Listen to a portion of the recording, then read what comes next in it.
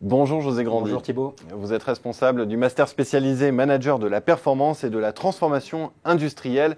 Et on va évoquer ensemble la désindustrialisation de la France, une tendance sur laquelle il est intéressant d'avoir votre analyse. Alors, première question, est-ce qu'on peut la lier aux transformations en cours et notamment à la transformation numérique? Alors, notre problème, c'est que les règles actuelles en termes de stratégie, de management, de gestion et de pilotage ont été élaborées à l'ère pré-numérique et qu'elles n'ont pas évolué au rythme de la technologie.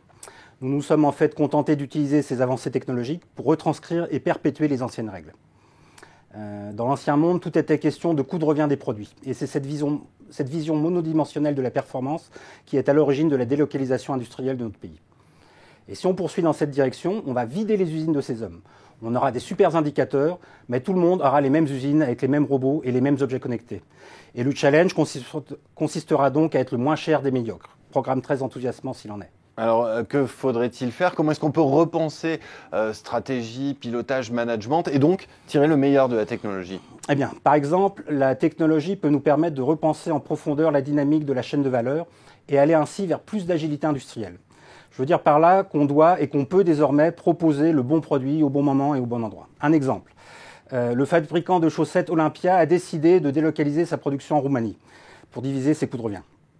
Conséquence, des ruptures quotidiennes chez ses distributeurs dues à l'allongement des temps logistiques et dans le même temps des stocks énormes d'invendus dans ses entrepôts. Résultat, faillite. Mais avec les coûts de revient les plus bas de son histoire. On comprend donc en filigrane qu'il y a une super carte à jouer en termes de relocalisation grâce à la technologie, si on l'utilise bien sûr avec l'obsession de l'agilité du client et non pas avec celle des coûts. Alors maintenant, la question, c'est comment est-ce qu'on passe de ce monde ancien à ce nouveau monde? Alors prenons encore quelques exemples. Regardons Amazon par rapport aux Trois Suisses ou à la Redoute. Amazon a fait le choix d'utiliser la technologie non pas pour être le moins cher, mais pour rendre son offre irrésistible. Ils ont ainsi mis la technologie au service de l'expérience client, pas de la réduction des coûts. Et ils sont maintenant en train de bâtir un véritable empire.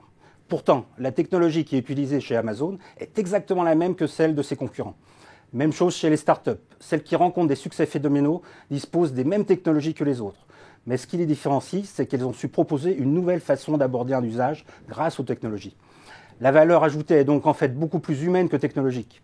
Mais pour entrer dans ce processus, il convient véritablement de s'affranchir de ces vieux mécanismes décisionnels qui sont hélas profondément ancrés dans nos comportements et maintenant dans nos logiciels. Eh bien, merci beaucoup José Grandi pour cet éclairage. Merci. Merci Thibault.